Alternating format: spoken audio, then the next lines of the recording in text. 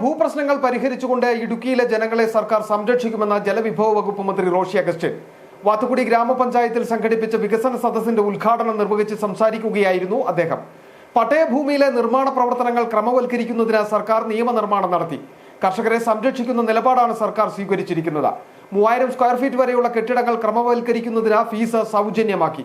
പട്ടയഭൂമിയിലെ നിർമ്മാണ പ്രവർത്തനങ്ങൾക്ക് വിസ്തൃതി പരിഗണിക്കാതെ അനുമതി നൽകുവാൻ മന്ത്രിസഭാ യോഗത്തിൽ തീരുമാനിച്ചിട്ടുണ്ടെന്നും മന്ത്രി പറഞ്ഞു.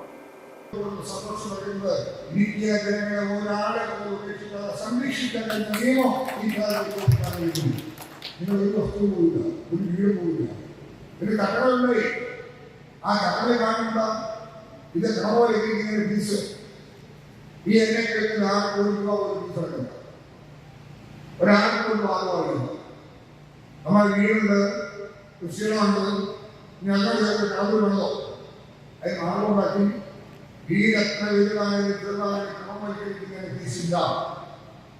ഒരു കടമ കണ്ടു, ആ കടമയുടെ വലിപ്പം നോക്കി ഇതാക്കുന്നു 1500 സ്റ്റഡി വരെയുള്ളത് സൗജന്യമാക്കാൻ തീരുമാനിച്ചു. അപ്പോൾ ഞാൻ ആ പ്രാണിക്ക് പറഞ്ഞു, ഉദാഹരണത്തിന് മുഖ്യമന്ത്രി ഇടുക്കി പോലെ പ്രദേശത്താകും ഷെഡ്യൂളുകൾ കാര്യങ്ങളൊക്കെ താമസിക്കാവുന്ന നോക്കുന്നത്. അതുകൊണ്ട് 3000 സർവീസ് സ്റ്റഡി വരെ സൗജന്യമാകണം, ഫീസ് ഇളവ് നൽകണം. അദ്ദേഹം പറഞ്ഞു ശരി, സകല മന്ത്രിമാരെ ചോദിച്ചു. അങ്ങനെ 3000 സർവീസ് സ്റ്റഡി വരെയുള്ള നിർമ്മാണ പ്രവർത്തനങ്ങൾ ഫീസ് അടക്കേണ്ടതില്ല.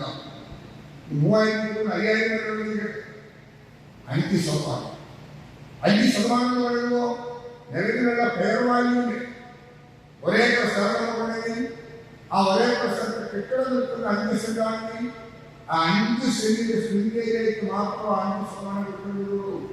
ആ നിലയിൽ ഇന്ത്യയിലെ ജനങ്ങളെ മുഴുവൻ പൂർണ്ണമായി സംരക്ഷിക്കാൻ കഴിയുന്നതാണ്